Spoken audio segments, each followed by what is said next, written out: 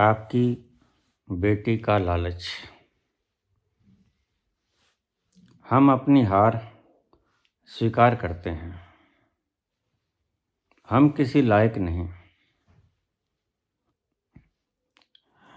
ईश्वर ही जाने हमें क्यों बनाया। कृपया गुस्सा मत होइएगा। माँ नहीं है मेरी तो आपसे सब कह देते हैं। क्षमा प्रार्थी हैं, हमें ब्लॉक मत कीजिएगा।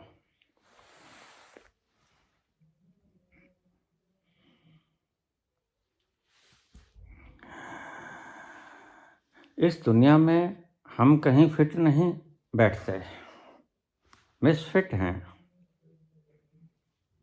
भले ही आप हमें चोर भगोड़ा कुछ भी कहो, लेकिन हमें किसी भी तरह की कोई लड़ाई या युद्ध नहीं करना है। इस दुनिया में किसी चीज़ से,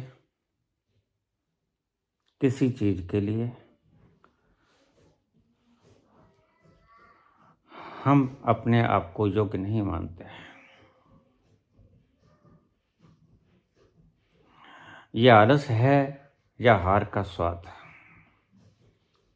या माँ के मरने का सत्य अवलोकन, हमें नहीं पता। पर हमें ऑफिस में घुटन महसूस होती है। मेरा मन नाटक नौटंकी में नहीं लगता।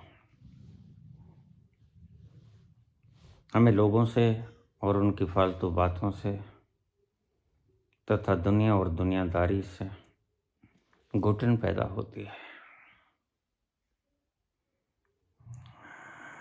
हम अपने घर में शांति से जीवन बिताना चाहते हैं,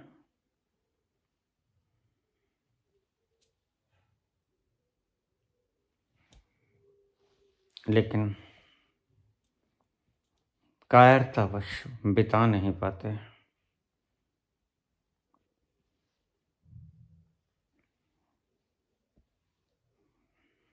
कभी कभी ख्याल आता है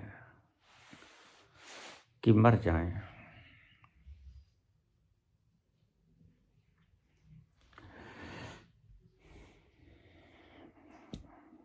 आपकी वाणी हमें सुकून देती है। कुछ भी अच्छा नहीं लगता,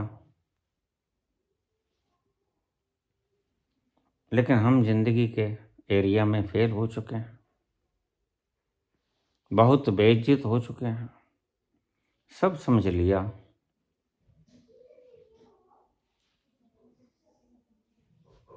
अब दुनियादारी और दुनिया में फंसना नहीं चाहते। बस वही करना चाहती हैं जिससे सुकून और शांति मिले। आपसे मिलकर जिंदगी को एक सहारा मिला।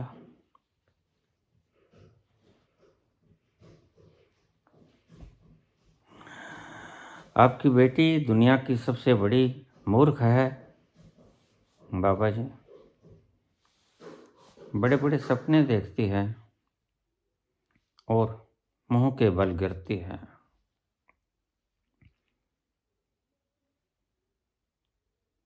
हमारी कुछ औकात नहीं है।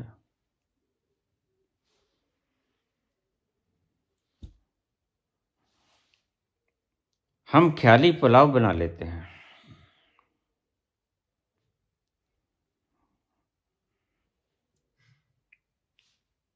मरना चाहते हैं आपकी बेटियां।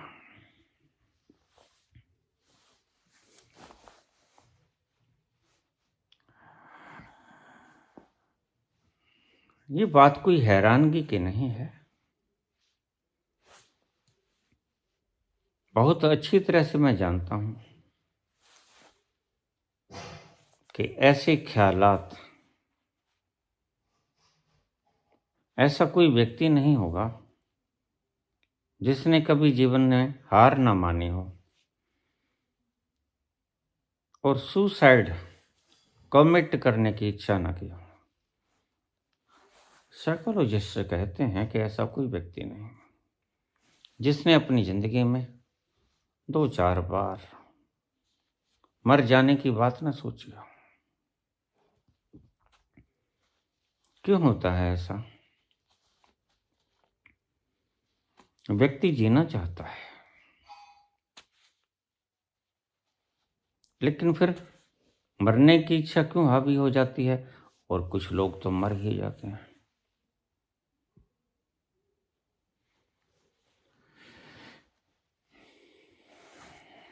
क्या है कारण? आइए आज हम इस वृहद प्रसंग में गहरे उतरेंगे। चल उड़ जा रे पंछी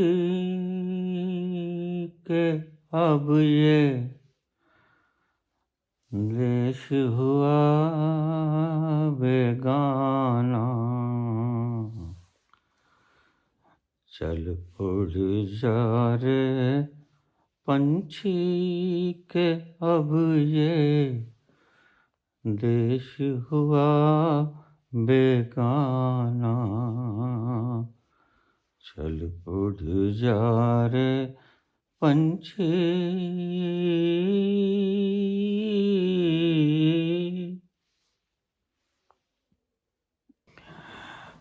खत्म हुए दिन उस डाली के जिस पर तेरा बसेरा था। खत्म हुए दिन उस डाली के जिस पर तेरा बसेरा था। आज यहाँ और कल है वहाँ ये जोगी वाला फेरा था। ये तेरी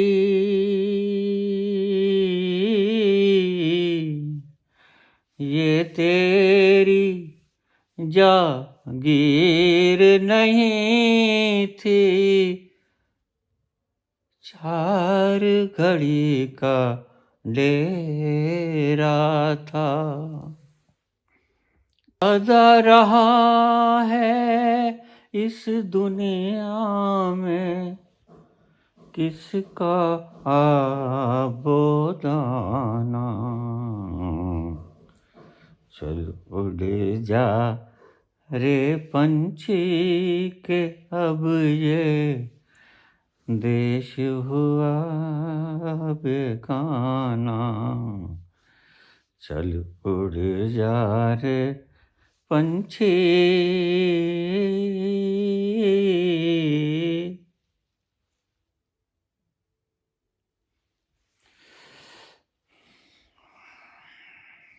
वैसे भी इतनी जल्दी मरने की क्या है? मौत तो कुदरत ही तुम्हें दे देती है। इतना अधैर्य क्यों है? लेकिन मैं जानता हूं एक छोटे सी जीवन में, इतना छोटा जीवन कि तुम ठीक से नहा खा भी नहीं पाते, खेल कूद नहीं पाते। बचपन था खेलने कूदने के लिए, कहाँ खेले। जवानी थी मस्ती मनाने के लिए, कहाँ मनाई। प्रौढ़ अवस्था थी एकांत में गुजारने की, कहाँ गुजारी है।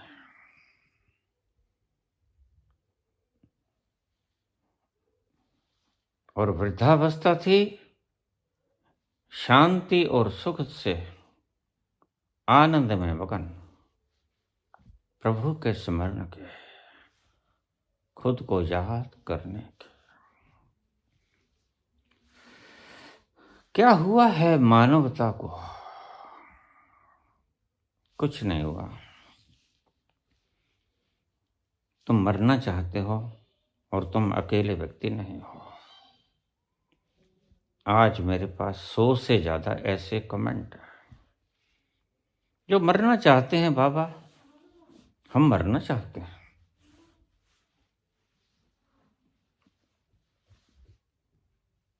जैसे मेरी परमिशन के लिए रुके हूं।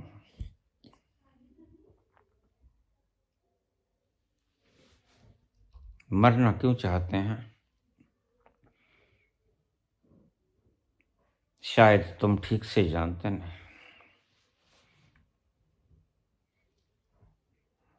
ऐसा अमूल्य जीवन, ऐसा शानदार जीवन, ये बताओ, अगर मर गए तो फिर जिंदा हो पाने की क्षमता है तुम में, तो फिर मर जाओ। जो श्वास चला गया और तुम मृत हो गए, उसके बाद तुम अपनी इच्छा से मर तो गए, लेकिन अपनी इच्छा से अगर जीना चाहोगे, बाद में गलती हो गई भाई। ये तो मिसअंडरस्टैंडिंग हो गई थी। मर गए, क्या जी पाओगे? अपनी इच्छा से जो व्यक्ति जी सकता है उसे मरने का अधिकार है। लेकिन मैं जानता हूं कि लोग क्यों मरते हैं। अपेक्षाएं घनी हैं। अपेक्षाओं से भरा भरा चित्त, और जिंदगी उन अपेक्षाओं को पूरा नहीं करते। तुम सोने सोने से रह जाते हो।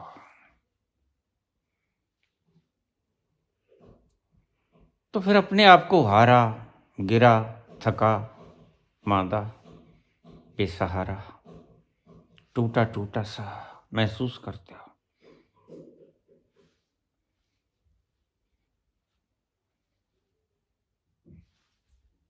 वह स्थान होता है जब तुम चाहते हो कि इससे अच्छा मर जाएं। सोचा था सूरज को छू लूंगा, तारों को छू लूंगा, तारों को तोड़कर धरा पे ले आऊंगा। ऐसा हुआ नहीं, और बेटिया ऐसा होता भी नहीं।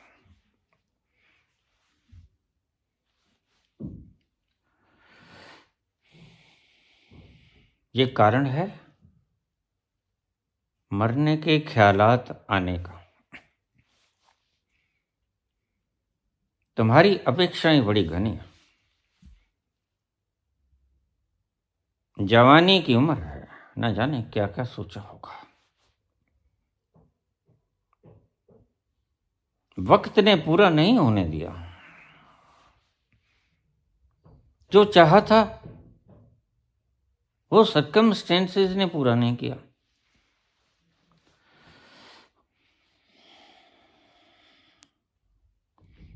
वक्त ने किया क्या हसी सितम, तुम रहे न तुम, हम रहे न हम। वक्त ने किया क्या क्या क्या हसी सितम, हम रहे न हम, तुम रहे न तुम। वक्त ने किया।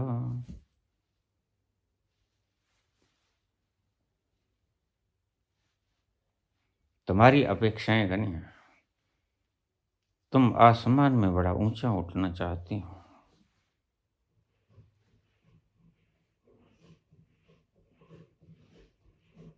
और तुम्हारे पास जो साधन है वो इसका इजाजत नहीं देते।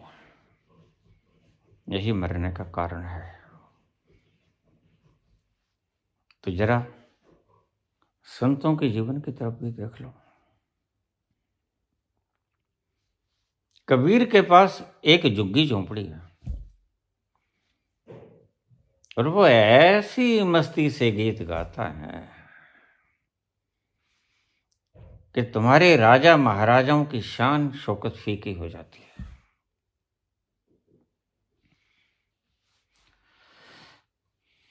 अकबर नहीं समझ पाता कि स्तंभों के तले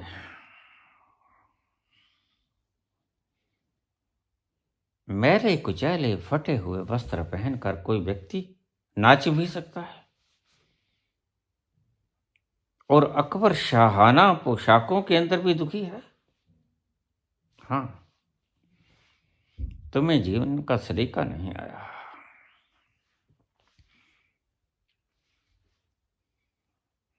और संत तुम्हें जीने का सलीका सिखाता है।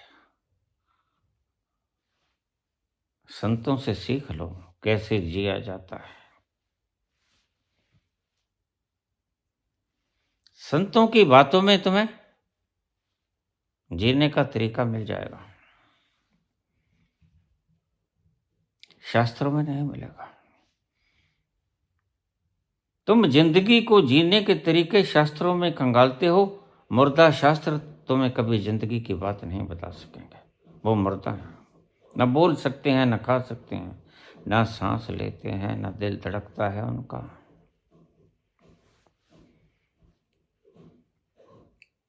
जीवंत गुरु से पूछो और उस गुरु से पूछो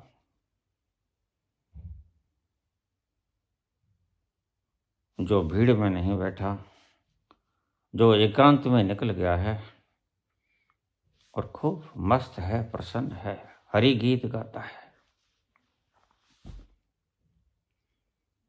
या मीरा की तरह अग्नि बरहा अग्नि में धधकती हुई अग्नि की ज्वाला से निकले हुए वो गीत।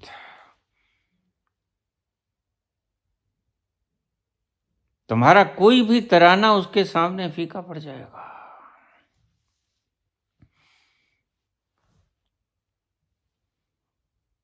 और मीरा कभी मरते न। आन कह गए अजहु न आए, लीना है मोरी खबरिया।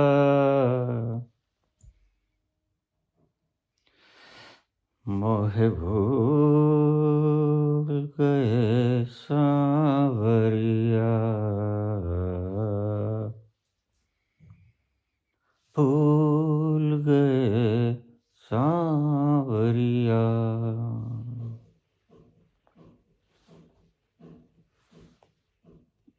दिल को दिए क्यों दुख विरहा के,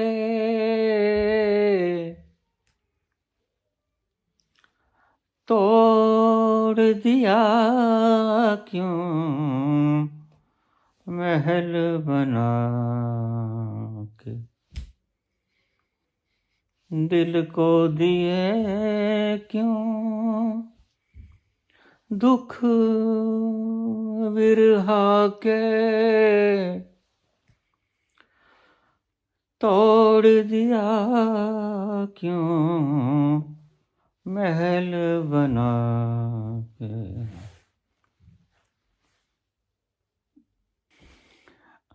आस दिला के ओ बेदर्दी, आस दिला के ओ बेदर्दी, फिर लिखा है नजरिया, फिर लिखा है नजरिया। मोहे भूल सांवरिया, भूल गए सांवरिया।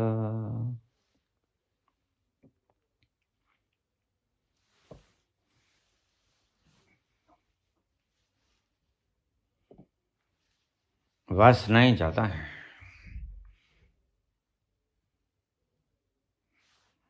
इच्छाएं ज्यादा हैं तो रुलाई है। तुम जो रो रही हो पुत्रे, तो कहीं ना कहीं हृदय के भीतर अवचेतन मन में घनी इच्छाएं भरी पड़ी हैं। तुम आसमान पे उड़ना चाहती हो और पर तुम्हारे पास है नहीं। पंखों के बगैर आसमान नपेगा कैसे?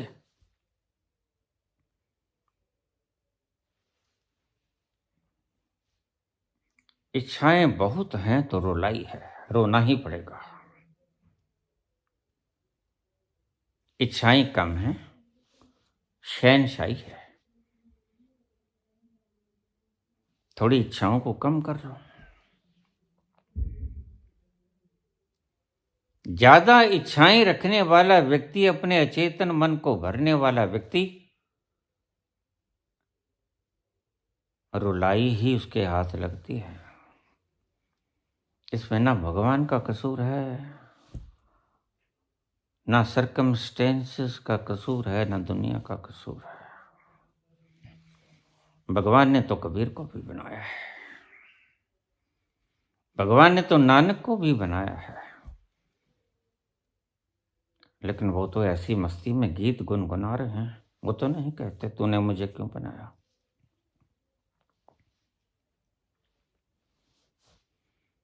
वो तो ऐसे ही पीते हैं, खुमारी में झूम जाते हैं और कहते हैं थोड़ी सी और पिला दे, और जरा सी दे दे साकी, और जरा सी, और जरा सी दे दे साकी, और जरा सी और। कैसे रहूं चुप के मैंने पी ही क्या है, होश अभी तक है बाकी, और जरा सी दे दे साकी, और जरा सी और। उन्होंने कोई ऐसा प्रेम रस पी लिया है, और ये प्रेम रस बाहर से नहीं आया, और ये प्रेम रस किसी ने गिफ्ट नहीं किया। कबीर भी उसी भगवान ने बनाया है, जैसे तुम कहती हो कि भगवान ने हमें क्यों बनाया। नानक भी उसी भगवान ने बनाया। ऐसी शानदार कलिकृतियां, और तुम बेटी कहती हो कि जीने का कोई अर्थ नहीं। अर्थ तो बहुत है। अगर मरना ही है तो मरने का भी तरीका होता है पुत्री, मरने का तरीका भी सीख लो, वो भी है मेरे पास। मैं जीने का ही तरीका नहीं सिखाता, मैं मरने का भी तरीका सिखाता हूं। वो सीखना वो सीख लो, ये सीखना ये सीख लो। मरो मरो हे जोगी मरो, मरो मरण है मीठा, ऐसी मरनी मरो। अब मरनी भी कई तरह की होती है। अब मेरे पास परसों ही किसी नौजवान का फोन आया, 30-35 वर्ष की उम्र है। बाबा, I am going to commit suicide. 6-7 बार फोन आया। इतनी बार फोन अक्सर आया नहीं करते।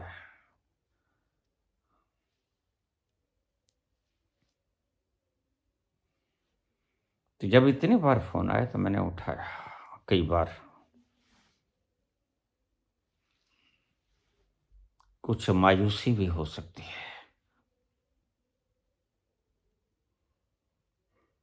कोई जिंदगी के ऊपर आफत भी आई हो सकती है। तो मैंने उठा लिया। उसने कहा बाबा बस हार गया जिंदगी से, I am going to commit suicide. मैंने कहा वो तो कर लो बेटा, कोई बात नहीं, तुम्हारी जिंदगी है, लेकिन सुसाइड तो नहीं हुआ। जिसे तुम सुसाइड कहते हो that is murder, not suicide. तुम तो हत्या का पाप मोल लेने चले हो, इसलिए आत्महत्या को पाप कहा हमारे शास्त्रों में। क्यों? क्योंकि दैट इज मर्डर। शरीर तुम हो नहीं, और शरीर तुम्हारा सच्चा सेवक है, और सच्चे सेवक की हत्या कर देना हत्या होती है या स्वयं मरण हुआ करता है?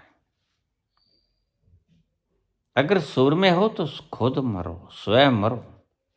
मरो मरो हे जोगी मरो, खुद मरो, शरीर को मत मारो, शरीर तुम हो नहीं। और संत कहते हैं यह बात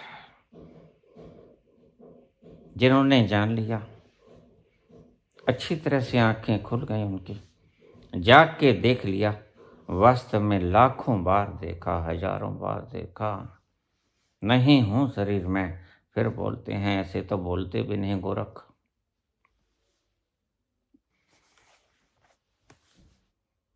गोरख कहते हैं कि खुद का मरना मीठा है, दूसरे को मारना मीठा नहीं है।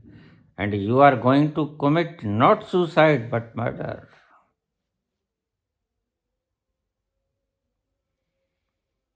दूसरों को मारना आत्महत्या नहीं होती, हत्या होती है। शरीर तुम हो नहीं, क्योंकि तुमने जाना नहीं, और गलती में कहीं ऐसा ना हो कि तुम स्वयं की मौत की बजाय दूसरों को मार दो। यही करते हो। तो गोरख कहते हैं तुम मरो, तुम मरो, मरो हे जोगी मरो, मरो, मरण है मीठा, वो मीठा है, ऐसी मरनी मरो। आगे बताते हैं मरने का भी ढंग है। अगर मरना ही है, कम से कम मृत्यु के प्रति तो ईमानदार रहो, जिंदगी के प्रति भी ईमानदार रहो, और मृत्यु के प्रति भी ईमानदार रहो। ऐसी मरनी मरो जिस मरनी मर गोरख डीठा। पुत्री तुम ऐसी मरनी मरो जिस मरने से तुम्हें अपने स्वयं का बोध हो जाए। बड़ी शानदार मरने की प्रक्रिया है, ढंग है। लेकिन ऊहापोह में, जल्दबाजी में, इन घबराए हुए मन में, अधैर्य से युक्त मन की ऊहापोह में, चिल्लाते हुए मन में से कोई फैसला मत लो। भगवान कृष्ण ने कहा है संशय आत्मा विनश्यति। संशय आत्मा कौन होता है? जिसका मन बड़ा शोर मचाता है, कोलाहल से घिरा घिरा भरा भरा मन संशय आत्मा होता है, संशय युक्त मन होता है। और कोलाहल से भरे भरे मन से कभी कोई फैसला मत करना, क्योंकि वो फैसला गलत होगा। इसलिए मैं तुमसे कहता हूं, कोई भी फैसला लेना है, शोर मचाते हुए मन से फैसला मत लेना। देरी कर देना फैसला लेने में कोई बात नहीं, लेकिन फैसला लेना ठहरे हुए मन से, संशय युक्त मन से फैसला मत लेना, वह फैसला गलत होगा। ठहरे ठहरे मन से जिसकी संशयाएं मिट जाती हैं, जो ठहर जाता है मन, जो प्रदूषण से युक्त नहीं होता, कोलाहल से मुक्त होता है, कोई शोर शराबा नहीं होता उसके भीतर, ऐसे ठहरे ठहरे मन से जो फैसला लोगे वो अति उत्तम होगा और तुम्हारे लिए हितकारी होगा। मरो हे जोगी मरो, मरो मरण है मीठा। तुम्हें कोई तकलीफ नहीं होगी, बिल्कुल मरो। हम तो सिखाते हैं मरण, हम कहाँ कहते हैं तुम जियो। तुम जीना चाहते हो, संत कभी नहीं कहता तुम जियो, क्योंकि ये भी कोई जीना है। जिस जीने को तुम जीना कहते हो, ये को जीना है, मृत्यु से भी बदतर है जिसे तुम जीवन कहते हो। और संत जिसे मरना कहते हैं वह अमृत से भी ज्यादा सुंदर है। इसलिए संतों की मरने क्यों नहीं मरते? मरने में कोई हम बाधा नहीं बनते हैं, बिल्कुल मरो। हम तो सहयोग करते हैं, तुम्हारे संग चलेंगे, मरने में सहयोग करेंगे, तुम्हें धक्का देंगे।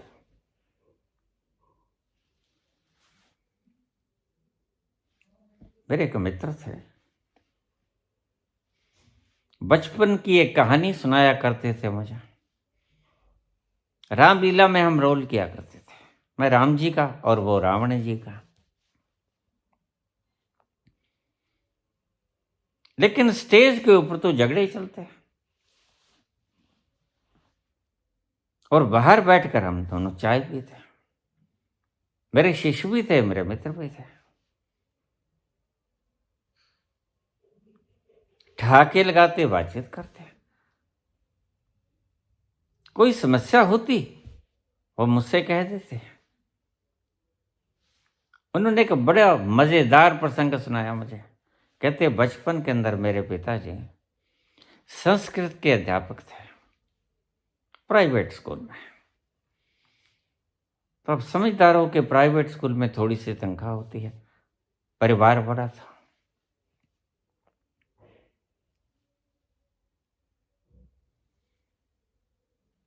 और मैं जिद करता अपने पिताजी से कि मैंने चूर्ण खाना है, 1 पैसा दो। तब 1 पैसा बहुत होता था। हमारे वक्त में 1 पैसा हमें मिलता था खर्च के लिए, और वो काफी था। हमारी मन चाहे चूर्ण वगैरह, कोई चीनी की सुस्वादु गोली, बस यही कुछ खाने का मन होता था, और 1 पैसे में ये आ जाता था। तो वह मुझसे कहने लगे कि मैं पिताजी से रोज 1 पैसा मांगता। अब प्राइवेट तनख्वाह थी, परिवार बड़ा था।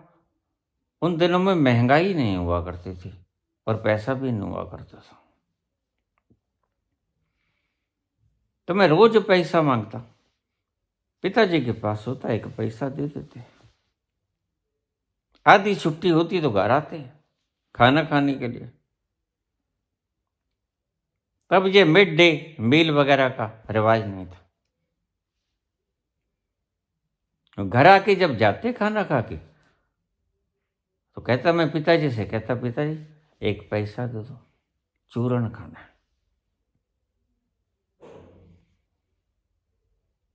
कई बार उनके पास नहीं होता, कहता पुत्र आज तो है नहीं। तो मैं चुपचाप चला था, संतोष था जीवन में।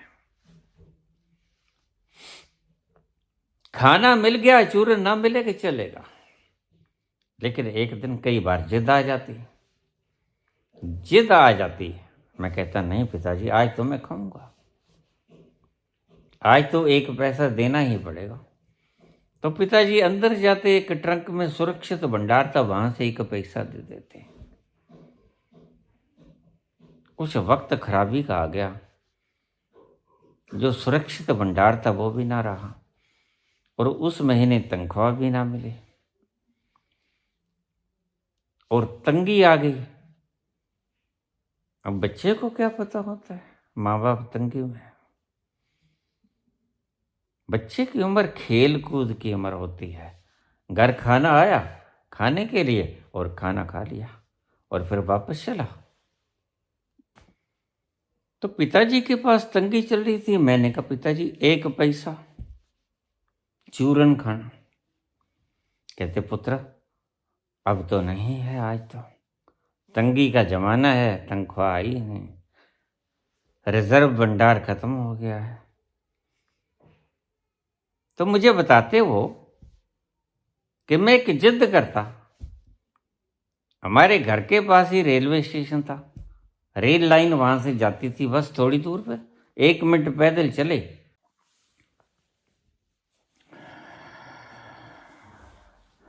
ये जो अवस्थाओं का वर्णन किया है, कहीं जाने को मन नहीं करता, बोलने को मन नहीं करता, संसार एक बोझ लगता है।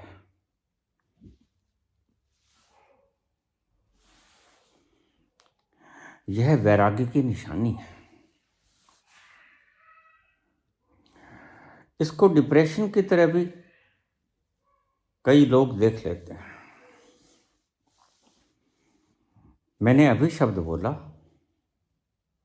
मरो हे जोगी मरो, मरो मरण है मीठा, ऐसी मरनी मरो जिस मरनी मर गोरख डीठा। लेकिन मैं जानता हूं साधकों की परेशानी क्या है। साधकों को समझ ही नहीं आता।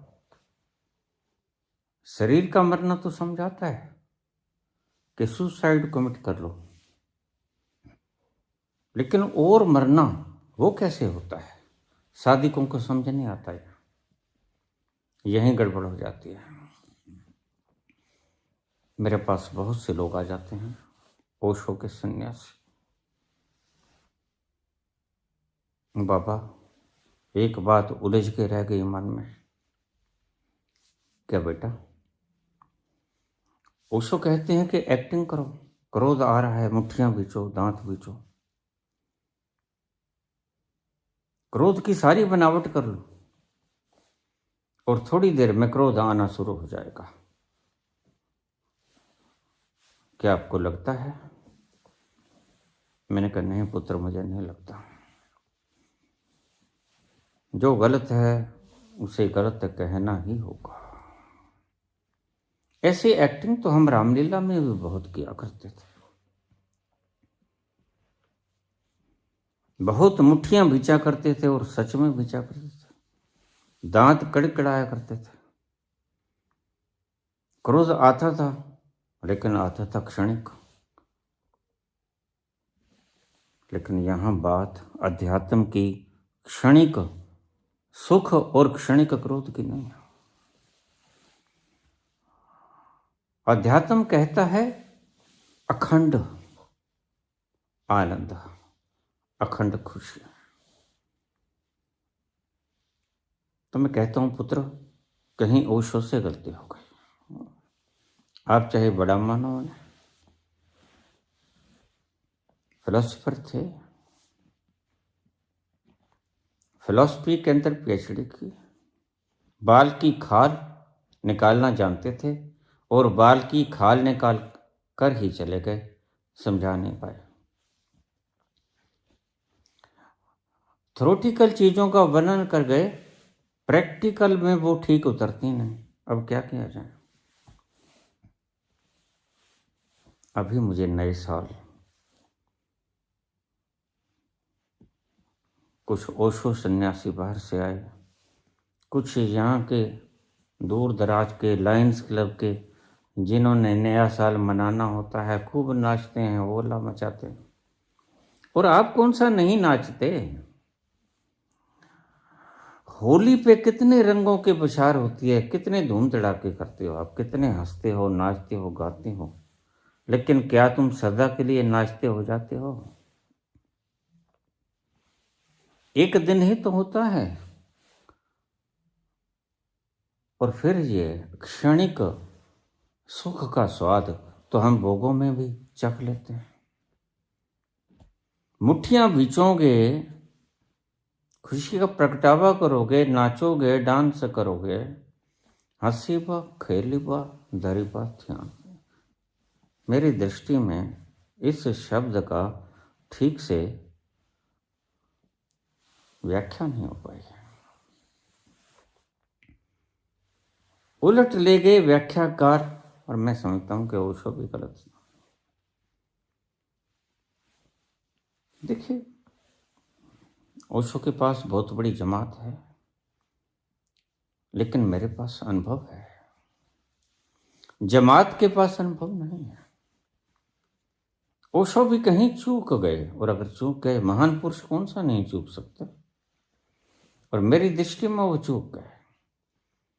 ऐसे एक्टिंग करनी, क्रोध की मुट्ठी बीचनी, और उछलना, कूदना, हंसीबा, खेलीबा, दरीबा ध्यान, ये कहीं गलती हो गई। कहाँ गलती हो गई?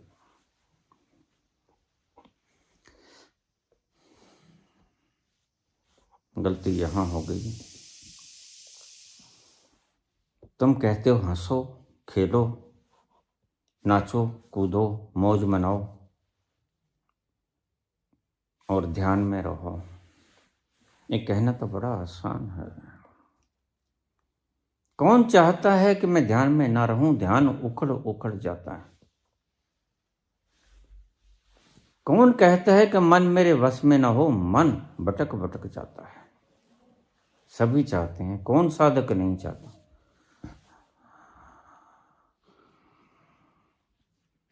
मन की भयंकर पीड़ाओं के कारण ही तो भागते हैं ये लोग आध्यात्मिक लोगों के पास, आध्यात्मिक गुरुओं के पास, और आगे महज उन्हें नकली ढांचे पकड़ा दिए जाएं। भला क्रोध का प्रगटावा करके कभी क्रोध आ सकता है? आएगा, लेकिन क्षणिक आएगा, कुछ देर के लिए आएगा। हम रामलीला में करते थे, थोड़ी देर के लिए क्रोध करते थे, पुनः थोड़ी देर के बाद ही हम प्रसन्न हो जाते थे। उन्हीं लोगों के पास बैठ के चाय पान करते थे जिन पर भड़के होते थे। ऐसे ड्रामेबाजी से अध्यात्म का कोई मेल जोल और मतलब मेल नहीं खाता। तो इसका असली अर्थ क्या है? लीजिए, इसका असली अर्थ सुनिए क्या है। कहते हैं हंसीबो, खेलीबो, धरीबो ध्यान। और आज बहुत सी साधनाएं इसकी हो रही हैं, और मैं जानता हूं कि वहां ड्रामेबाजी होके वापस आ जाते हैं। भीतर बदलाव किसके होता है? मेरे पास ऐसा कोई व्यक्ति नहीं है आज तक कि ड्रामा करने से सच प्रकट हो गया। ड्रामा करने से झूठ प्रकट होता है, झूठ को बल मिलता है, और बाहर के किया हुआ उसको अगर तुम सत्य समझने लगे तो भीतर से जो प्रकटेगा, कभी झरना बाहर से भी प्रकट हुआ है। झरना भीतर से प्रकट होता है, धरती का गर्भ चीर के आता है झरना, और वही तो झरना हमारे भीतर से बहेगा। बाहर से झरना कैसे फूटेगा? नहीं फूटता। तो इसका असली अर्थ क्या है? जो गोरखनाथ जी ने कहा, हंसीबा, खेलीबा, धरीबा ध्यान, इसका मतलब कुछ और है। उसका मतलब यह है, जो आदमी ध्यानस्थ हो जाता है वो चाहे हंसे, खेले, कूदे, नाचे, गाए, कुछ भी करे, उसका ध्यान भंग नहीं होता, वो सदा ध्यान में ही रहता है। बड़ा विराट फर्क पड़ गया। तुम कहते हो हंसने से, खेलने से, नाचने से, कूदने से ध्यान प्रकट हो जाएगा, और गोरख कहते हैं कि ध्यान प्रकट हो जाए तो हंसो, नाचो, कूदो, खेलो, गाओ, मस्ती मनाओ, ध्यान भंग नहीं होगा। जिसके भीतर ध्यान प्रकट हो जाता है और भरे कोलाहल के बाजार के बीच में मौन खड़ा रह सकता है, मौन गुजर सकता है, और उसको बाहर की भीड़ का कोलाहल जरा भी स्पर्श नहीं करता। यहां आकर मैं ओशो से बिल्कुल भिन्न नहीं हूं, विपरीत। कहीं चूक हो गई, क्योंकि आखिर हमें थ्योरेटिकल चीजों को प्रैक्टिकल में लाना होगा। यह मजाक तो है नहीं, चुटकुला तो है नहीं कि हम बदल लेंगे। जीवन की चीजें हैं, और जीवन की चीजें हम आजमा के देखेंगे और पूर्ण न उतर सकें आजमाने में, तो फिर रहे ठूठ के ठूठ, हम तो वही रह जाते हैं। मेरे पास मित्र आए, बाबा हमने रात को बड़ा जश्न मनाया, खेले कूदे नाचे गाए, हा हू किया, तूफान उठा दिया, पड़ोसियों का भी जीना हराम हो गया, और खूब मजे से आए और सो गए। लेकिन अखंड धारा तो प्रकट न हुई। फिर वही ढाक के 3 पात, फिर वही गम,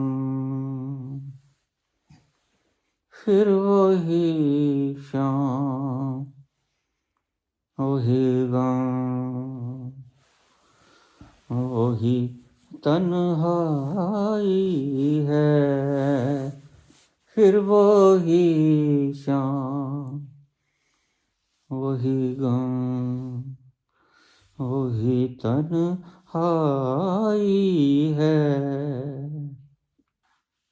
दिल को बहलाने तेरी याद चली आई है, फिर वही शाम, वही गम,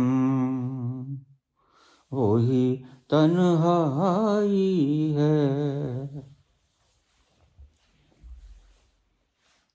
हाहू कर लिए, खूब ठहाके लगा लिए, कैथारसिस हो गया, हल्का हो गया, ठीक हो गया।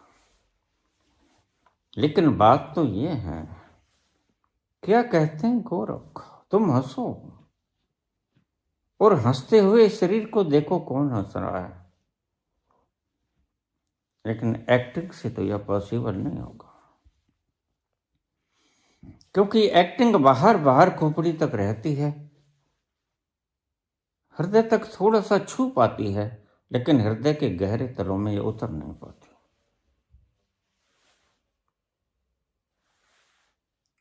इसे मैं एक सर्कस कहता हूं, हंसीबा, खेलीबा, दरीबा, ध्यान। लोगों को मूर्ख बनाने का ढंग ओशो दे गए, पता नहीं कैसे दे गए, और मुझे खुद हैरानी होती है, क्योंकि मुझे कोई शंका नहीं है उनके प्रबुद्ध होने में, जरा भी तो शंका नहीं। यहां बिल्कुल मैं एक मत हूं, ठहरा हुआ हूं, क्योंकि मैंने अपनी आंखों से देखा है। लेकिन महान पुरुषों से महान गलतियां भी तो होती हैं,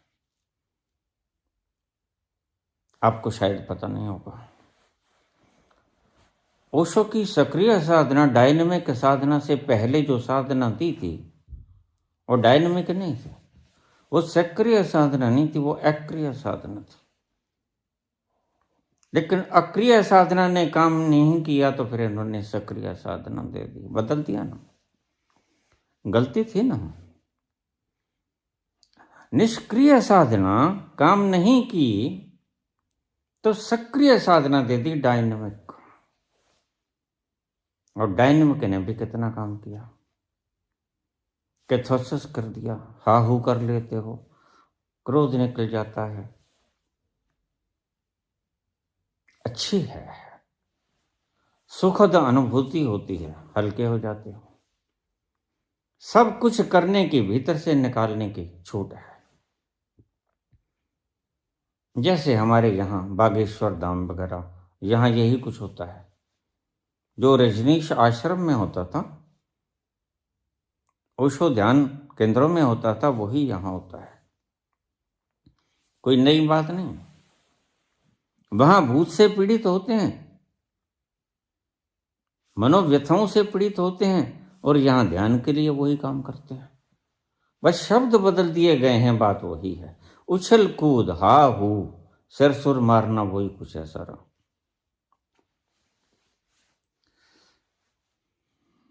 देखिए, जिंदगी जिंदगी है, खेल नहीं। व्यक्ति व्यथित है, व्यक्ति दुखी है, इनको हम शब्दों से सुखी नहीं कर सकते, ध्यान रखना। तो थ्रोटिकल प्रोसेसिस देखी, अगर वो कारगर नहीं है तो शांत नहीं किया जा सकता। और मेरी बात समझ में आई कि ठीक है, नहीं होगा। ऐसे ड्रामा से शुरू करेंगे तो सत्य तक पहुंचेंगे कैसे? निष्कासन हो जाएगा, हो सकता है थोड़ी देर के लिए, लेकिन निष्कासन के बाद झूठ सच कैसे बन जाएगा?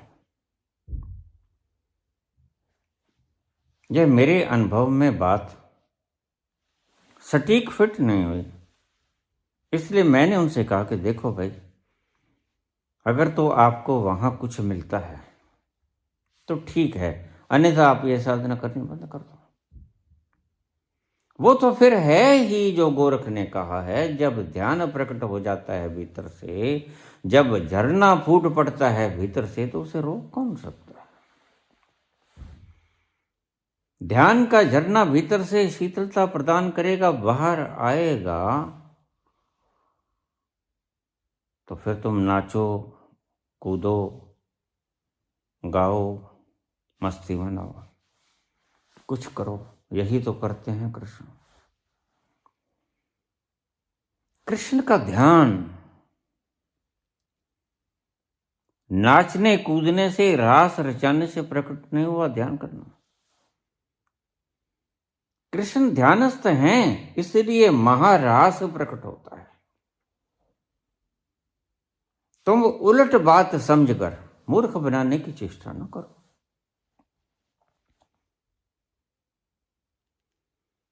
कैसे हो पाएगा? एक सर्कस से, एक नकल से, एक बनावटी चीजों के से शुरू करके तुम सत्य तक पहुंचते हो, ये कवायद कहां तक ठीक चलेगी? और इसलिए तुम फीके रह जाते हो। ओशो का कोई भी शिष्य मेरे पास जब आता है, मुंह लटकाया आता है, बस उसको एक भ्रम होता है कि मैं ओशो सन्यासी हूं। जब मैं उसके ओरा को चेक करता हूं तो टाइम टाइम फिस।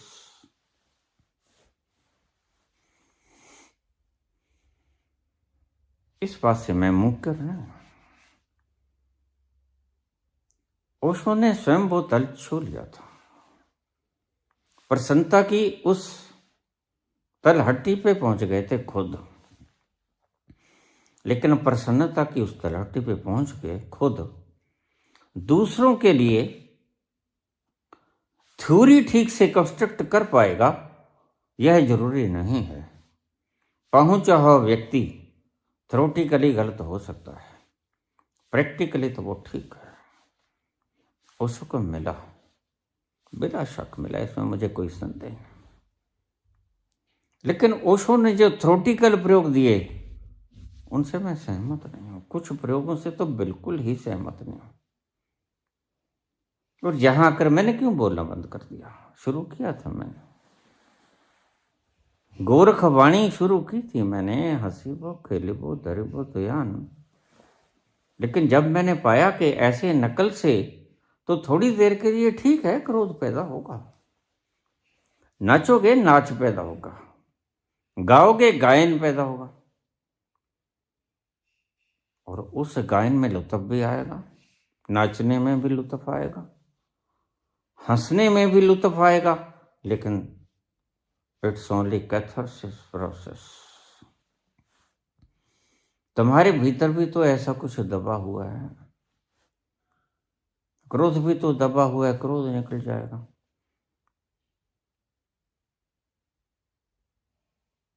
दुख भी तो दबा हुआ है, वो निकल जाएगा। नाच भी तो है भीतर, गाना भी तो है भीतर, ये सब बाहर कैथारसिस हो जाएगा। लेकिन तुम कहाँ पहुंचे उस स्थल पर? तुम तो बाहर बाहर ही फिरते रहे। और बात सुनिए आप मेरे, नकल कभी भी भीतर तक नहीं जा सकती। यह मेरा पक्का अनुभव है। नकल से शुरू करोगे, असल तक नहीं पहुंच पाओगे। इसलिए मैं बाबा की इस बात से सहमत हूं कि तुम्हारी कोई भी प्रोसेस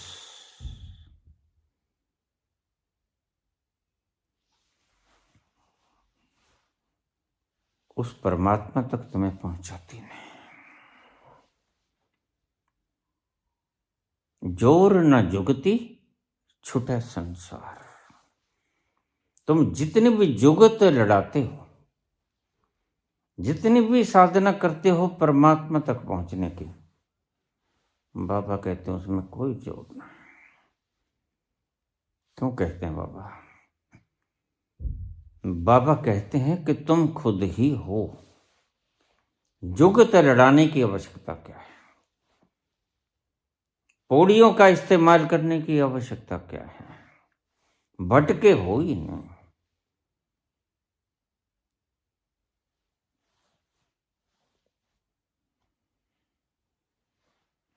खोजने का फायदा क्या है? तभी कहते हैं अगर वो चाहेगा हो जाएगा। अष्टावकर भी कहते हैं कि तुमने खोया नहीं है, मात्र भूले हो। और भूली हुई चीज खोई नहीं जाती। बस इस शब्द को गहरे में ले लेना। तुम भूल गए हो और रिमाइंड कराना होगा, रिमेंबर कराना होगा, खोजना नहीं होगा। खोजा उस चीज को जाता है जिसका पता नहीं कहां है। उसका तो पक्का पता है, तुम ही हो, तुम्हारे ही भीतर है।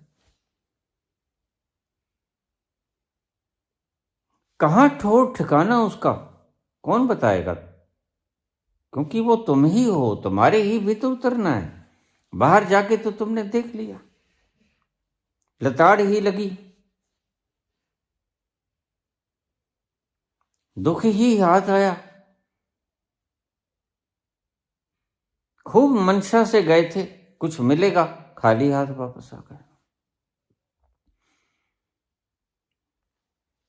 बाहर बहुत भटके, लेकिन उस भटकने में कुछ नहीं मिला। और देखिए, ये हंसीबा खेलीबा दरिबा ध्यान, ये बाहर ही की तो प्रक्रियाएं हैं। ये कहां भीतर लेके जाएंगे आपको? बाहर रो चाहे हंसो, बाहर माथा ठोको चाहे नाचो, जरा भी तो भेद नहीं है। बाहर की प्रक्रियाएं सब बराबर हैं और थ्योरेटिकल है। प्रैक्टिकल है अपने भीतर के उतरना। और हंसने से, खेलने से, नाचने से, कूदने से, बनावटी नाच से कभी सोनल मान सिंह मीरा हुई है? हुआ है कभी ऐसा? कभी गाने वाला मोहम्मद रफी नानक बन पाया? आवाज में तो उससे बहुत दम था। क्यों? क्योंकि नानक जिस तल से गाता है वो भीतर से झरने की तरफ उठता है, और मोहम्मद रफी जिस तल से गाता है वो भीतर से झरना नहीं फूटता, वो गले से झरना फूटता है, विशुद्धि चक्र से आता है। जहां बड़ी मुश्किल पेश हुई, मेरे जीवन का कठिनतम दौर था इस शब्द के ऊपर आकर, हसीबा केलिबा दरिपत्या। नहीं हो सकता ऐसा। इसलिए मैंने एक बार गोरख के प्रवचन शुरू किए, लेकिन जल्दी ही मुझे समझा गए, नहीं, ये तो बाहर भटकाने वाली बात हो गई, लोग भटक जाएंगे बाहर, फिर धन कमाओ कि ध्यान कमाओ, उन दोनों मूर्खताएं हैं। अगर कमाना ही है तो फिर धन कमाओ या ध्यान कमाओ, बराबर है। और इसे नकली काम बना के, इमिटेशन बना के, नाचना कूदना भी नकली करके तुम अगर समझोगे कि हम असल तक पहुंच जाएंगे, तो मैं समझता हूं कि किसी मूर्ख व्यक्ति ने इस चीज का इजाद किया है। नहीं कहा, गोरख के कहने का अर्थ गलत समझा गया। गोरख ने लिखा बिल्कुल ठीक, गोरख गलत नहीं हो सकते, कहां गोरख गलत होंगे। मैं अपनी जिंदगी की एक छोटी सी बात पहले बोल चुका हूं। मेरे पास शून्य में से चीजें प्रकट करने की सिद्धि मैंने प्राप्त कर ली थी। जब मैं शमशान साधना किया करता था तो शून्य में से वस्तुओं को प्रकट करने की सिद्धि मैंने सिद्ध कर ली थी। लेकिन संसार तमाशा बना लेता है। आज भी ऐसे लोग हैं, और सारे लोग ही हैं, वो कोई बहुत ज्यादा वक्त नहीं हुआ है। अभी भी वो लोग मुझे याद करा देते हैं, बाबा आपके मंगाए हुए काजू बादाम, भुजिया के पैकेट, दाल, लड्डू, शराब सब हमने पिया है। और ऐसे ऐसे नाजुक मौकों पर उन्होंने मेरे से कामना की, जब पंजाब में घोर विपत्ति काल, कर्फ्यू लगा हुआ, हर 10 गज के ऊपर मिलिट्री खड़ी हुई, घर से बाहर नहीं निकलने देते थे, हम किसी तरह से बाहर निकल जाते थे। उनको पानी पिलाना, चाय पिलाना, उनको पता लग गया ये भले मानस आदमी हैं, बैठेंगे तो भजन गायन करेंगे, तो वो मुझे निकलने दे देते हमें। तो हम 20-25 लोग एक जगह इकट्ठे हो जाते हैं। शून्य में से वस्तुओं को प्रकट करने की साधना मैंने सिद्ध कर ली थी। मुझसे कोई कुछ भी मांगता, मैं उसे प्रकट कर देता शून्य में से। आज मुझे हैरानी होती है, और मुझे जायज हैरानी होती है, जब कोई कहता है कि ऐसा कुछ होता नहीं। होता है, इससे मैं मुनकिर नहीं हो सकता, क्योंकि होता है। किसी ने लड्डू मांगे, लड्डू मंगा दिए, और आज भी लोग हैं जिन्होंने लड्डू वो खाए। शराब मांगी, शराब मंगा दी। दाल मांगी, भुजिया मांगी, भरी सर्दी में आइसक्रीम मांगे। कर्फ्यू, भरे कर्फ्यू में शराब मांगे। लेकिन बस पल भर में शून्य से चीजों को प्रकट करने की सिद्धि मेरे में आ गई। बस उधर मांगा और इधर मैंने चीज प्रकट कर दी। ले लोगों ने इसको एक तमाशे की तरह लेना शुरू कर दिया, और आध्यात्मिक उन्नति करती गई। इसलिए मैं कहता हूं, इन चीजों में उलझ ना जाना। अल्टीमेटली अंततः मुझे इसे छोड़ना पड़ा, लेकिन फिर भी करीब 4 साल तक लोगों ने ये तमाशे खूब देखे, मेरे ही शहर के लोगों ने। वे क्या था, आध्यात्मिकता तो नहीं थी, ये तो सिद्धि आध्यात्मिकता थोड़ी होती है। सिद्धि होती है बाहर की सांसारिक प्रकृति से वो चीजों का मंगवाना, भीतर से इसका जरा भी संबंध नहीं है। और भीतर ध्यान होता है अपने भीतर के उस अस्तित्व को खोज लेना जो तुम स्वयं हो।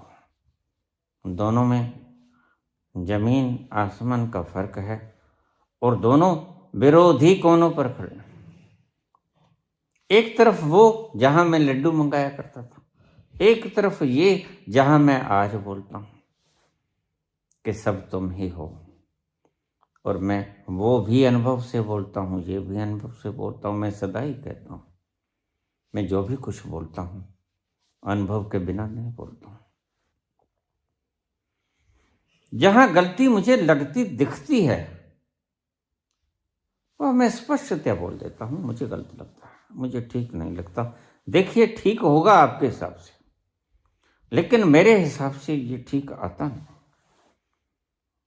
हंसी बा, खेली बा, दरी बा, ध्यान, ये ठीक रोते हैं बच्चे,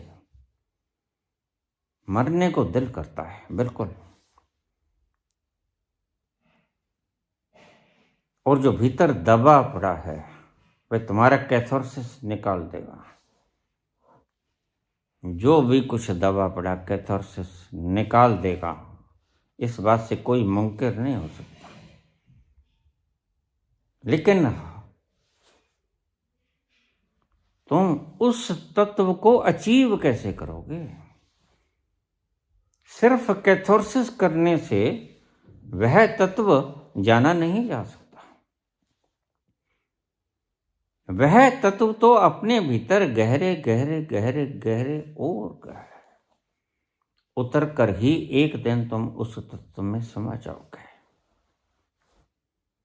पहले वो जंक्चर पॉइंट आएगा, जंक्चर पॉइंट से थोड़ा ऊपर ये सिद्धियां आनी शुरू हो जाती हैं जो मैंने आपको वार्न किया। होशियार यार जानी ये रास्ता ठगों का, मैंने ठग कहता हूं। यहां जरा नजर चूकी तो मार दोस्तों का। यहां सब है जो तुम्हें असंभव जैसा लगता है वो है। लेकिन बात तो यह है कि जो शाश्वत आनंद की कामना हमारा अंतस करता है, अतृप्ति के आलम में वो आनंद हमें नहीं मिलता। और जब हमारा लक्ष्य नहीं पूरा हुआ तो फिर संसार में हम जैसे आए वैसे ही चले जाएंगे। फिर किसी भी साधना का कोई फल ना हुआ। इसलिए मैं इस साधना को इस तरह नहीं लेता जिस तरह उसको लेता। वो कहते हैं हंसो नाचो गाओ, कैथार्सिस हो जाएगा, ये मैं मानता हूं। मन हल्का हो जाएगा क्योंकि इस समाज के कारण, इस कानून के कारण बहुत कुछ वृत्तियों को हमने दबा लिया है। वो दबी हुई वृत्तियां बोझिल कर देती हैं अचेतन को।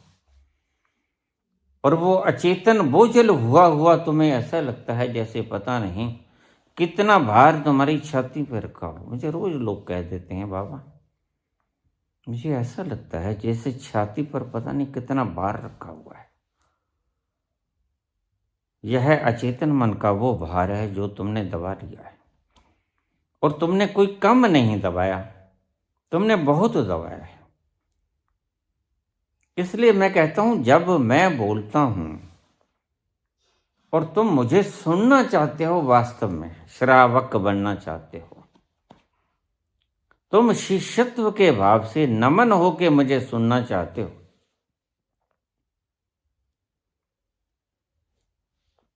तो फिर तुमने क्या करना है?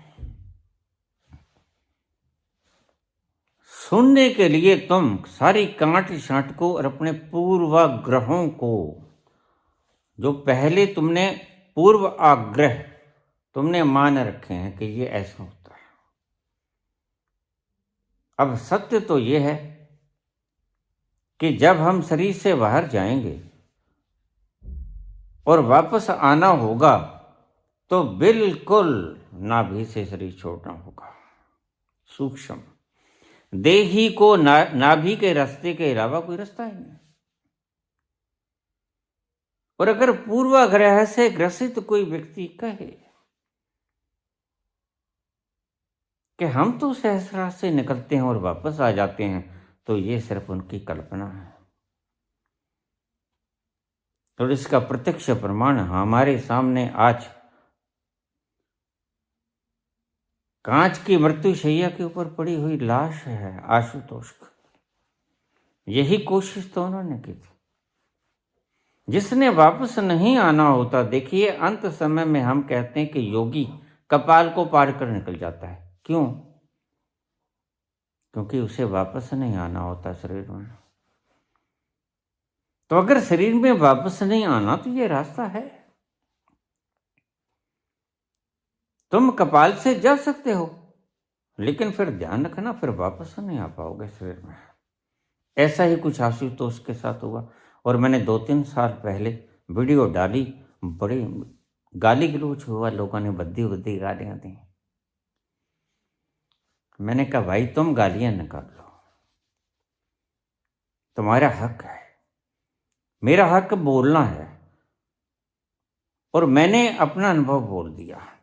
यह व्यक्ति कभी नहीं उठेगा, इससे ज्यादा मैं क्या बोल सकता हूं। उन बातों को 2-3 साल हो गए, यह व्यक्ति नहीं उठा, बल्कि कहते हैं एक साधिका की बलि और ले गया। ये पूर्वाग्रह व्यक्ति को मार देते हैं। अब वो साधिका तो व्यर्थ में मारी गई ना बेचारे। पता नहीं ये सच है या झूठ है। हम कौन सा जाते हैं, हम तो द्वार से बाहर नहीं जाते। लेकिन सुनी सुनाई बात है कि एक साधिका भी गुरुजी को वापस लेने गई थी और अभी तक वो भी नहीं लौटी। और फिर अगर गई थी तो वो भी नहीं लौटेगी। गुरुजी तो लौटेंगे ही नहीं, क्योंकि उनकी साक्षात शीशे के उस ताबूत में पड़ी हुई मृतदेह मैंने देखी है। बिला शक वो वापस नहीं लौटेंगे। ये धर्म का धंधा है, धर्म का धंधा है। और शिष्य मूर्ख तो होते ही हैं। शिष्य पूर्वाग्रहों से ग्रसित होते हैं और उनके पूर्वाग्रह ऐसे कठोर होते हैं कि स्टील भी मात खा जाए, स्टील टूट सकता है, शिष्यों का पूर्वाग्रह नहीं टूट सकता। बस इसीलिए हम पहुंचते हैं। लोग मुझसे पूछ लेते हैं बाबा इतने साधन हैं, इतने सरलता से तुम बोलते हो, इतनी सरलता से सभी संत बोले, लोग पहुंचे क्यों? बस एक ही कारण है, पूर्वाग्रह इसमें बाधा बनते हैं। तुमने कुछ मान लिया और मान लिया जाना है नहीं, और तुम उन पूर्वाग्रहों से युक्त हो गए। तुमने बसा लिए अपने हृदय में कि ऐसा है। अब जिनके लिए आशुतोष लौटेगा उनके लिए तो वो लौटेगा, लेकिन हमारे लिए कभी नहीं लौटेगा। और तुम देख लेना नहीं लौटेगा। मैंने 2-3 साल पहले भी यही बोला कि वो नहीं लौटेगा। कहाँ लौटा? लौटा नहीं लौटा। और इसको जो बुलाने जाएगा वो भी नहीं लौटेगा, वो भी खो जाएगा, क्योंकि वो गलत रास्ते से निकला है। मैं क्वेश्चन करता हूं आपको, आप समझ जाओ। समझना चाहते हो तो, नहीं समझना चाहते तो मैं लठ तो मारता नहीं तुम्हारे। शब्दों से ही समझाना होता है। करुणावश तो आदमी को शब्दों से ही समझाना होता है कि देखो बेटा आग है, इसमें छलांग मत लगा देना। फिर भी तुम लगाओगे तो फिर जलोगे, ये तुम्हारा काम है, हमने तो रोका तुम्हें। हसीबा खेलीबा तरीबा ध्यान। सैकड़ों व्यक्ति आत्महत्या करना चाहते हैं और मैं उनसे सभी से आज का प्रवचन उनके निमित्त है। तुम जिसे आत्महत्या कहते हो वो आत्महत्या नहीं है, वो हत्या है। क्योंकि शरीर तुम हो नहीं। मेरी बात को मानना है मान लो, नहीं मानना है मत मानो। मैं तुम्हें कोई जोर नहीं डालता। मैं हिंसक नहीं हूं, मैं परम अहिंसक व्यक्ति हूं। मैं सिर्फ अपने अनुभव को बोलना, इतना ही दायित्व है मेरा। तुम मानो न मानो, ये तुम्हारा स्वतंत्र ख्यालात। तुम मानने को भी स्वतंत्र हो, तुम न मानने को भी स्वतंत्र हो। न मानो मुझे कोई मतलब नहीं। न मैं तुमसे सम्मान चाहता हूं, न मैं तुमसे किसी और चीज की कामना रखता हूं। सिर्फ करुणावश दुखित प्राणियों को देखकर, संसार में इतना दुख है और इस भ्रम के कारण दुख है। वो एक भ्रम नहीं हमसे टूटता। कमाल की बात है कि मैं शरीर हूं, मन हूं, ये नहीं टूटता। देखो, एक भ्रम ने सारा जगत नचा रखा है कठपुतली की तरह। और एक भ्रम कैसा कि तुम इसको नहीं तोड़ पाते। ऊपर से कुछ ऐसी साधनाएं भी आ जाती हैं और इस साधना तो मैं भी व्यथित हुआ। ये ओशो के द्वारा बताई गई साधना है। मैं नहीं समझता कि कोई व्यक्ति ऐसे नकल से शुरू करके हंसेगा, खेलेगा, नाचेगा, गाएगा, कृत्रिम बनावटी रूप से शुरू करके असल तक पहुंच जाएगा। मेरे हिसाब से ये असंभव है। फिर भी अगर तुम नाचना चाहते हो, हंसना चाहते हो, कूदना चाहते हो, कूदो। एक फायदा तो अवश्य मिलेगा, कथर्सिस हो जाएगा। तुम्हारा अचेतन तो हल्का हो जाएगा बिला शक, इसमें कोई संदेह नहीं।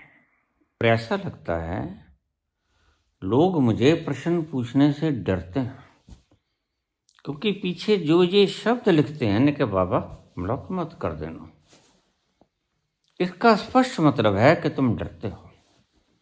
तुमने आज प्रश्न पूछने में भी हिचक दिखाई। सभी ने लिखा, जितनों ने प्रश्न पूछा ना, सभी ने लिखा बाबा गुस्सा मत हो जाना, ब्लॉक मत कर देना। एक मेरी बात को आज ध्यान से सुन लो। मैंने ब्लॉक तो बहुत किए हैं, लेकिन मैंने सिर्फ परमात्माओं को ब्लॉक किया है, मुमुक्षुओं को ब्लॉक नहीं किया। अब तुम चकित ना हो जाना इन बातों से। मैंने भगवानों को ब्लॉक किया है,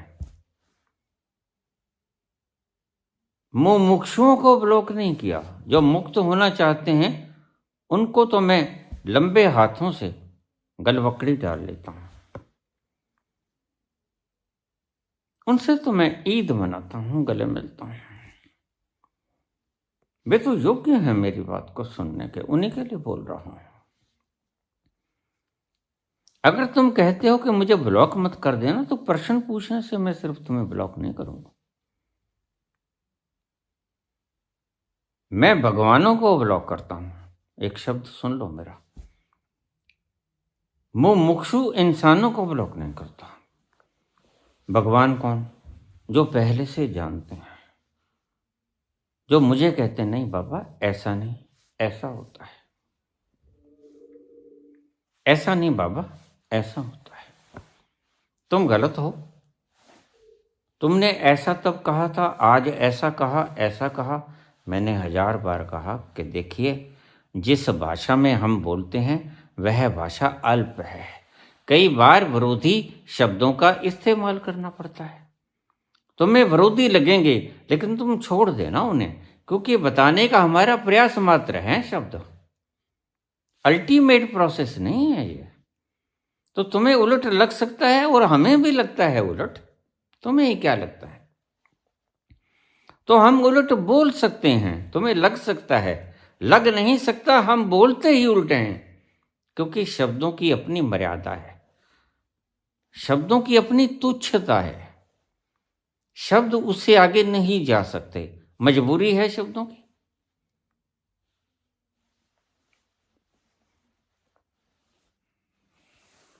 फिर जो परमात्मा बन जाता है, तो मैं समझता हूं कि इसको मेरी शिक्षा की कोई आवश्यकता नहीं है, खुद ही परमात्मा है। भला मैं परमात्मा को और क्या सिखाऊंगा, पहले ही से परमात्मा है। तो देखिए, जरा भी गलती नहीं खाता मैं ब्लॉक करने में, लेकिन करता हूं भगवानों को, इंसानों को नहीं, मुमुक्षुओं को नहीं, प्यासों को नहीं।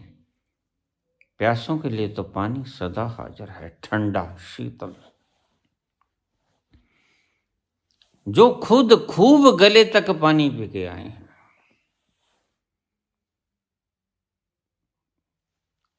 उनको ब्लॉक कर देता हूं। भला कि मैं जानता भी हूं कि ये हरामी भीतर से प्यासे हैं,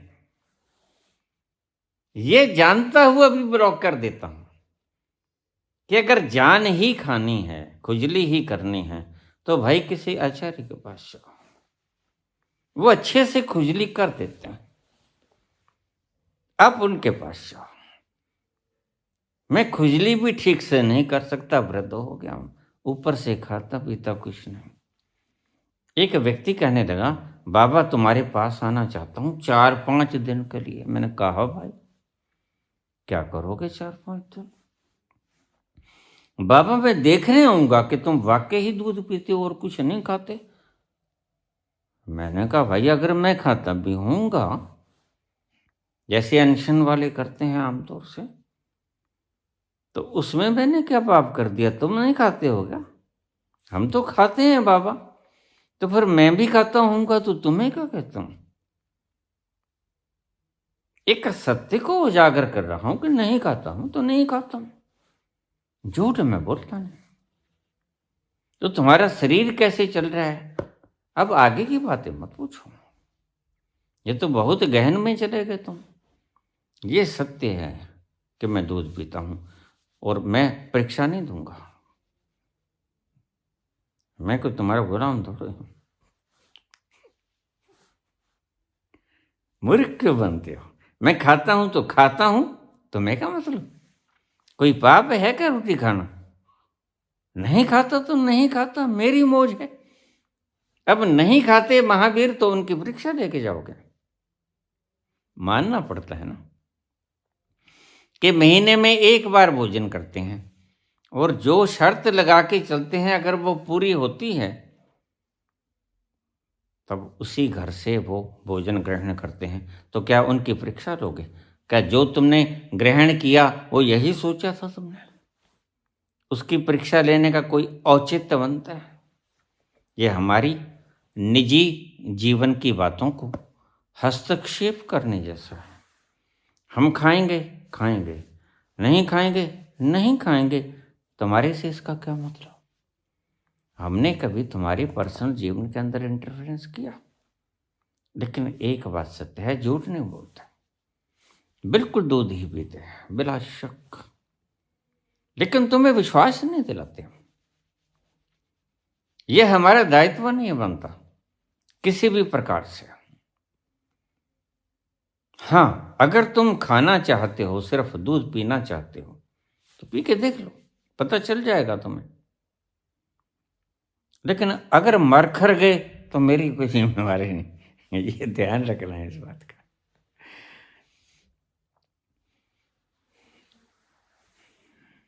जिंदगी मौत कभी भी मिल सकती है, लेकिन जीवन कल ना मिलेगा। मरने वाले सोच समझ ले, कल को तुम्हें ये पल ना मिलेगा। मौत कभी भी मिल सकती है, लेकिन जीवन कल ना मिलेगा। अगर मर जाएगा तो जीवन नहीं मिलेगा। मरने वाले सोच समझ ले, हम रोकते नहीं तुम्हें।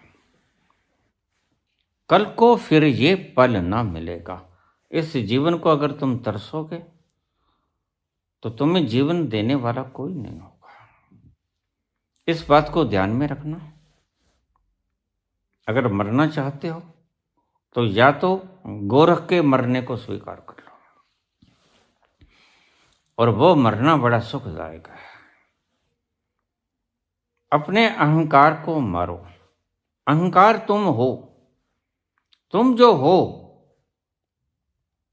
उसका मरना ही आत्महत्या होता है। शरीर तुम नहीं हो, उसका मारना आत्महत्या नहीं, हत्या होता है। अब तुम्हारी इच्छा है, तुम मेरी बात को मानो मानो न मानो। संत कह गए हैं तुम शरीर नहीं हो, लेकिन तुम्हारे ऊपर कोई तानाशाही थोड़े करके। तुम नहीं मानोगे तो नहीं मानोगे भाई। तुम मान लोगे तो मानकर चल पड़ोगे और देख लोगे शरीर हो के नहीं हो। जो चला है उसने पाया भी है, जो चला ही नहीं उसने पाया भी नहीं। तो बिटिया ने प्रश्न पूछा है, कौन है, क्या नाम है, ये नहीं बताऊंगा। निहायत गोपनीय प्रश्न होते हैं इस तरह के। लेकिन बस इतना ही कहना चाहूंगा, जो प्रश्न बिटिया का लिया, लेकिन और भी सैकड़ों प्रश्न हैं इसी तरह के हैं। तो उस बच्चे से मैंने पूछा, अपराध क्या किया तुमने? तो उसने अपराध बताया, और वो अपराध बड़ा बचकाना था। तभी मैं कहता हूं ना, पूर्वाग्रहों से ग्रसित ना होना। जिसे आज तुम पाप समझते हो, कल का जमाना उसे एक्सेप्ट कर लेगा। ये लिव इन के भीतर रहना कितना बुरा समझा जाता था किसी वक्त, आज लिव इन के भीतर रहना आम बात हो गई है। और अगर कोई व्यक्ति तब मर गया इसी कारण से, तो आज वापस थोड़ा ही लौटेगा। तो मैंने उस बच्चे से कहा, देखो ऐसी गलती करना हो तुम्हारी मर्जी, मैं तुम्हें रोकता नहीं। मैंने कोई तुम्हारे जीवन का ठेका नहीं लिया है, लेकिन ये अपराध जो तुम अपराध की श्रेणी में रखते हो, ये अपराध है नहीं। यह तुच्छ सी बात है, यह तुम्हारे समाजों की बनाई हुई बात है। इसलिए इसको इतना बड़ा दांव मत लगाओ। आज आग है, कल ठंडी हो जाएगी, लेकिन जीवन कल न मिलेगा। मरने वाले सोच समझ ले, कल को फिर ये पल न मिलेगा। मौत कभी भी मिल सकती है। मरने से पहले मेरी ये बात को याद रख लेना। इससे पहले कि तुम अगला क्षण मृत्यु का हो, मेरा ये शब्द अवश्य गौर कर लेना। मौत कभी भी मिल सकती है, लेकिन जीवन कल ना मिलेगा। मरने वाले सोच समझ ले, कल को फिर ये पल ना मिलेगा। ये समझ के अच्छी तरह से जो तुम्हारा मन करता है वो करो, लेकिन ये तुम गलत करोगे, क्योंकि यह आत्महत्या है ही नहीं। आत्महत्या तो वो चीज है जिसको करने के बाद तुम परम सुखी हो जाओगे, लेकिन ये करने के बाद, ये तो हत्या है, ये करने के बाद तो तुम सुखी नहीं होगे, तुम दुखी हो जाओगे। इसलिए अगर मेरे से पूछना चाहते हो तो यह आत्महत्या नहीं है, यह हत्या है। हत्या करना चाहे तो तुम किसी की भी कर सकते हो, अपने भी कर सकते हो। ये शरीर तुम्हारा गुलाम है, तुम्हें मिला है रथ की तरह, इसको खत्म करना चाहते हो कर दो, इसमें मुझे कोई इतराज नहीं। लेकिन तुम्हें इतना बताता हूं कि ये शरीर तुम नहीं हो, इसलिए आत्महत्या तो नहीं होगी, हत्या जरूर हो जाएगी। हत्या करनी है तो कर दो भाई। और हत्या का पाप लगा करता है, आत्महत्या का पुण्य लगा करता है। ये शब्द बड़े उल्टे जान पड़ेंगे तुम्हें। आत्महत्या के लिए तो मैं तुम्हें उकसाता, तुम कहो मैं अपना अहंकार समाप्त करने को राजी हुआ हूं, मैं तुम्हें दोनों हाथों से आगोश में ले लूंगा। आत्महत्या के लिए राजी हो जाओ। यह आत्महत्या तो है ही नहीं, यह तो हत्या है। धन्यवाद। श्री कृष्ण गोविंद हरे मुरारी, हे नाथ नारायण वासुदेवा। श्री कृष्ण गोविंद हरे मुरारी, हे नाथ नारायण वासुदेवा। पितुमात स्वामी सखा हमारे, पितुमात स्वामी सखा हमारे, हे नाथ नारायण वासुदेवा। श्री कृष्ण गोविंद हरे मुरारी, हे नाथ नारायण वासुदेव। श्री कृष्ण गोविंद हरे मुरारी, हे नाथ नारायण वासुदेव।